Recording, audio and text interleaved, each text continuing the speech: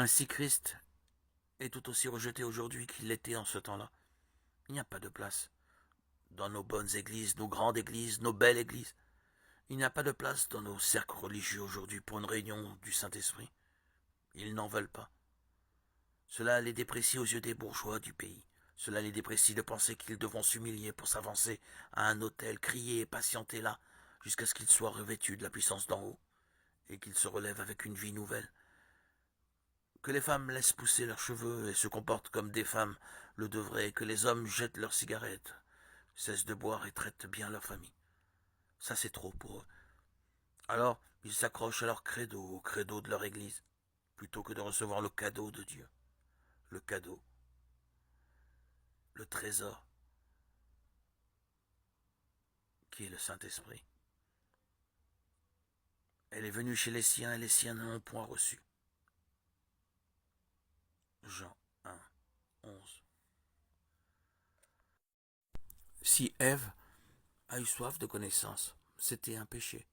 Et nous, quand nous avons soif de connaissance, que nous voulons avoir un doctorat en philosophie, un doctorat en droit, c'est un péché.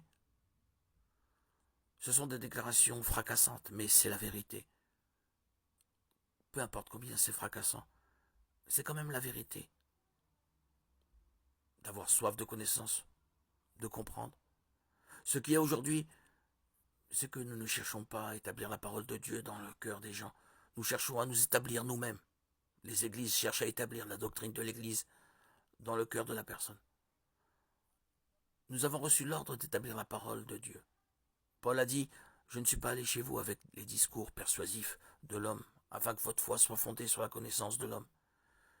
Mais je suis allé chez vous avec la puissance, avec des manifestations du Saint-Esprit, afin que votre foi soit fondée sur Dieu. Voilà. Ne le savez-vous pas? Ne l'avez-vous pas appris? Ne vous l'a-t-on pas fait connaître dès le commencement? N'avez-vous jamais réfléchi à la fondation de la terre? Ésaïe 40, 21. Entrez par la porte étroite, elle est grande, la porte. Il est large, le chemin qui conduit à la perdition. Et ils sont nombreux ceux qui s'y engagent. Mais elle est étroite la porte, il est resserré le chemin qui conduit à la vie. Et ils sont peu nombreux ceux qui le trouvent. Méfiez-vous des faux prophètes qui viennent à vous déguiser en brebis, mais au-dedans ce sont des loups, voraces. C'est à leurs fruits que vous les reconnaîtrez. On ne cueille pas du raisin sur des épines ni des figues sur des chardons. C'est ainsi que tout arbre bon donne de beaux fruits, et que l'arbre mauvais donne des fruits détestables.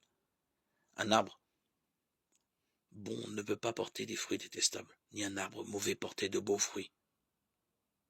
Tout arbre qui ne donne pas de beaux fruits est coupé et jeté au feu. C'est donc à leurs fruits que vous les reconnaîtrez. Matthieu 7, 13, 20.